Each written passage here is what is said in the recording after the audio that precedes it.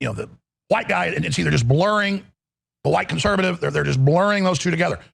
And this operation was being set up and being prepared and being gotten ready even for Kamala.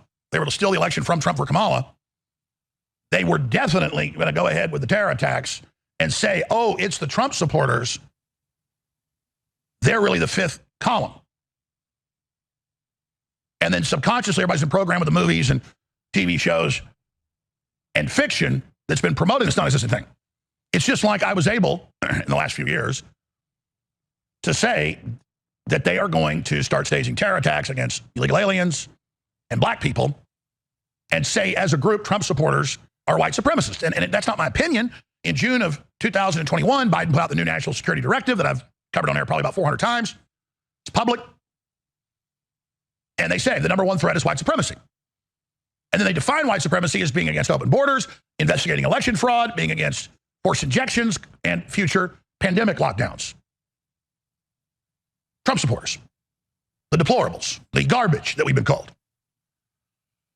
How I know this stuff. And once you hear me say this, you're like, oh, yeah, most of you probably are as informed as I am. You're like, yeah, we already know all this. Well, we're talking to new people here, folks. This is not for the expert people that are immersed in this. We're trying to explain to the general public how we understand this. And because when we're seeing day one when Biden got in, that Trump supporters are secretly white supremacists and are going to blow up all the power plants and the power stations and turn the lights off, and they secretly work with Russia, and Homeland Security needs to make them the new enemy, and they secretly work with the Muslims and are going to attack. That's pre-programming for the civil unrest, civil destabilization, for the civil emergency, a.k.a. martial law, that the globalists that are in trouble have been wargaming and testing, rolling out. And so people 6 months ago, even 3 months ago, were like, Alex, they're not going to blow up a bunch of migrants or a black college or something. I just said this is a big place you can hit a bunch of black people. And blame that on Trump. Nobody's going to buy it. And then all of a sudden, you see all the political pundits, literally, before the election, Carville, all of them, saying Trump's coming to kill black people. He's coming to kill black men. We need, if he wins, we need an uprising of black men, like 1776. That's Carville, top Democrat strategist. And the rest of them saying the exact same crap everywhere. I could play 100 clips of it. We have played them. So out of a clear blue sky, if your neighbor started walking up to you that didn't like you and saying, you know, I hear your house is going to burn down next Tuesday, and then you're asleep Tuesday night and you smell smoke and your house is on fire, who's the first person you call the police on? But see, they're operating like you're unconscious. They're all over the place in movies and fiction and nonfiction and fake news, saying Trump supporters are going to kill the migrants and kill the black people. And then as soon as Trump wins, Tom Homan is going to kill the illegal aliens. And I said, watch the mayors, the Democrats and others and governors say, we're not going to support the feds. We're going to block them. We're going to have the citizens fight them. And then you heard the mayor of Denver and others and the governor of Massachusetts and others say, we're going to protest. We're going to resist. We're going to block them. And then in that melee, you have a shooter or a bomber that hits the Democrat protesters or the migrants. Hundreds are dead. Boom. There's your reason for a civil emergency. Before Trump gets in, you can do it. But Homan won't be out there yet. So that's being prepared for their big move when he gets in 16 days. And Homan understands that. He's smart. He didn't need me to tell him, but we did. And so did Flynn, and he's on it, and he gets it. You can watch everything we said when we were advising Homan on is word for word what he's doing. Because the best minds have been on this. Okay, they know. The good guys know. So you're like, okay, what's that have to do with bombings New Year's Day? Well, we'll explain. But I'm just showing you how some of the pieces, how we walk through this. And if I had time, 20 hours to go through each other little piece, you'd be like, whoa, that's totally clear. Yeah, it is. So they've got all this pre-programming and brainwashing and preparation going.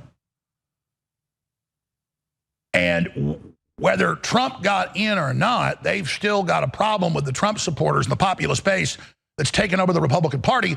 So they need to discredit that and wage war against it and demolish it and dismantle it and destroy it. And we've heard all these former CIA people and FBI people and political pundits on MSNBC, on CNN, on ABC, saying we need to have Homeland Security go after, we need to dismantle them. It's not just Trump. We've got to get his supporters. We've got to outlaw MAGA. Well, how do you do that? You stage racial and religious terror attacks, and you frame red-blooded Americans as the pretext to use Homeland Security on them. It's very simple, actually.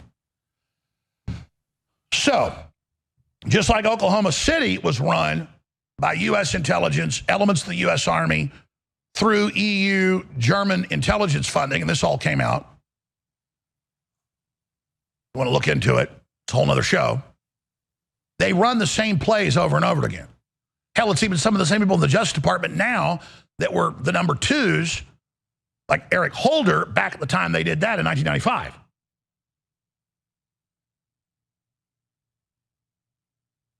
And the Ryder truck at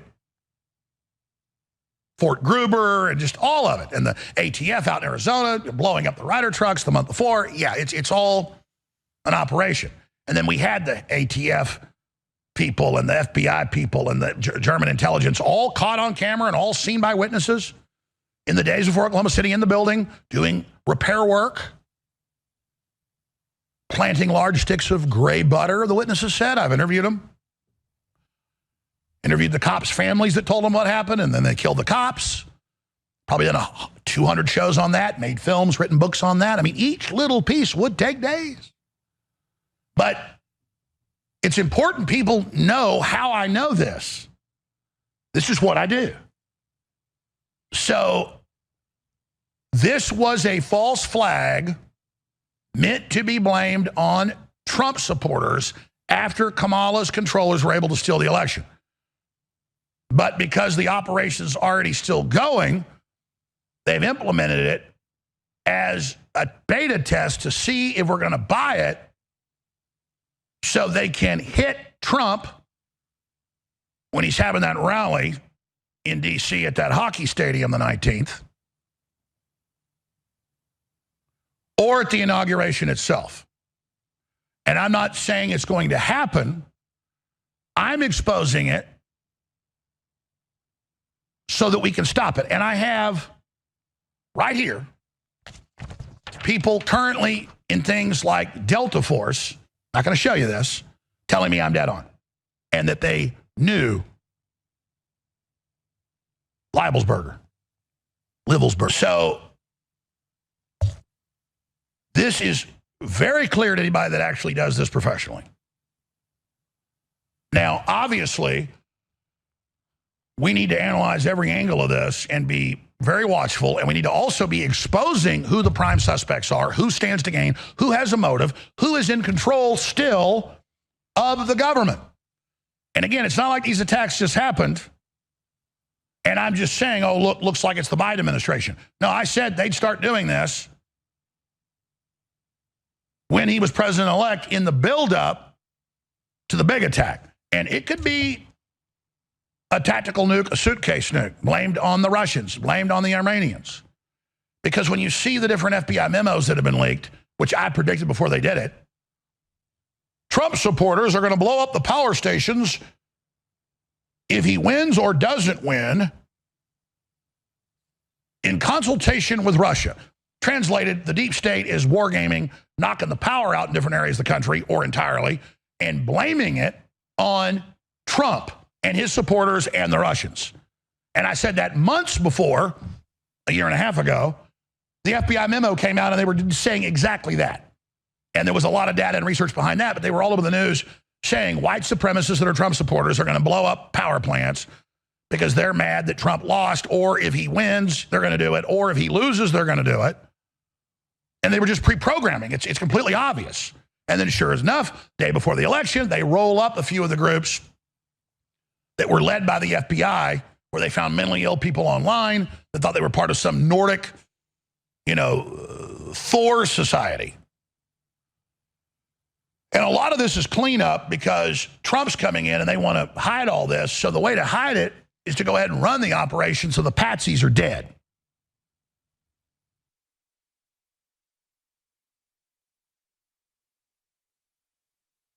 So Livelsberger, 100% is a setup. And we'll go over some of that. And we're sad he's dead. But a lot more goes into this that I'll be explaining coming up at the bottom of the hour, because part 2 of this, we start the next hour, is how the globalists try to manage every level of a story, and immediately they started activating their operatives and a lot of people that are just on the payroll and don't even know who they're working for. But if you're going to attack Trump and his biggest supporters, Elon Musk, myself, and others, you then tailor the story to go, oh, it's a false flag by Trump and Elon Musk blowing up the Cybertruck and this attack in New Orleans. And then with no evidence, they say, oh, somebody killed him in the Cybertruck and used the remote control to drive it up there, and that Elon Musk might be involved. With no evidence. Elon Musk isn't in charge of the government. Elon Musk doesn't have a history of staging things. Does the Biden, Obama, Eric Holder, New World Order do that? Oh, yeah. Have they been pre-programming that Trump people are going to get violent? Yeah. Did I predict they'd start doing this? Yeah. See, and the evidence goes on and on. But then you add little cherries in there, little cherries on top, nuts and whipped cream, them knowing the government has no credibility and been discredited. So the only way to attack the incoming government that's not globalist and openly psychotic and anti-freedom and anti-prosperity, you then start attacking Trump and Musk and me and others saying, oh, no, we're the establishment. We're the guys. And now Trump and Elon Musk, they're the ones. Yeah.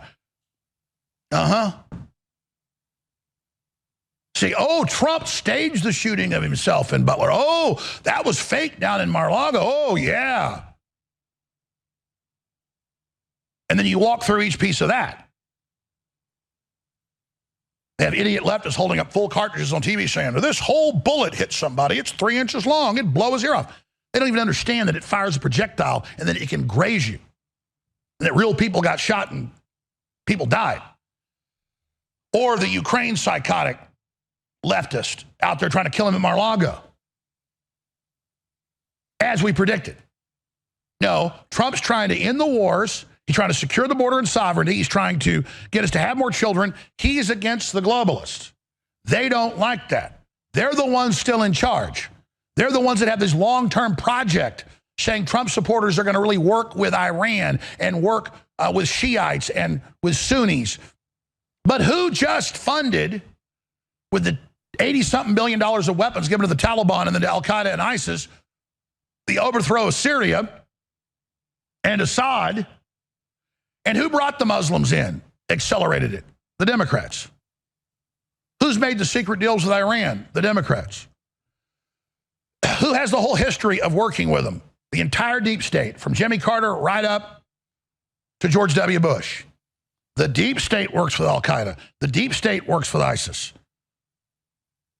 The leadership of those groups sits there and plays patty cake with the globalists, and then they've been rewarded with the Middle East and much of Europe.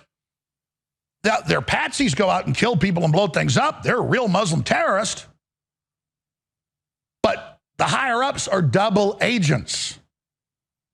And so I don't know if the former Army member that was at the same base as the Trump supporter was a complete patsy, or he was being handled by ISIS people that were double agents. But the two things happening the same day, and all of it put together, and the pre-programming, and the FBI saying he did it wasn't terror, then it was terror, and then, oh, he had accomplices, and now he doesn't. The state police saying, no, we've seen the surveillance footage with at least 3 other people planting bombs. Just like Jan 6, the same unit that did the fake Whitmer kidnapping was over Jan 6, and the whole pipe bomb operation. We told you that years ago, and now it's come out. No, it's the deep state, it's the globalist. And it's the Democrats. I mean, you got Lindsey Graham's obviously in on it at that level. There's a bunch of Republicans, Mitt Romney types, but they're all being pushed out. They're losing all their power right now, and this is the type of thing you do so that it's believable when they set off a 5,000-pound truck bomb that conveniently gets back security and somewhere parked behind Trump, or maybe a 10,000-pound, or maybe even a low-yield nuclear weapon.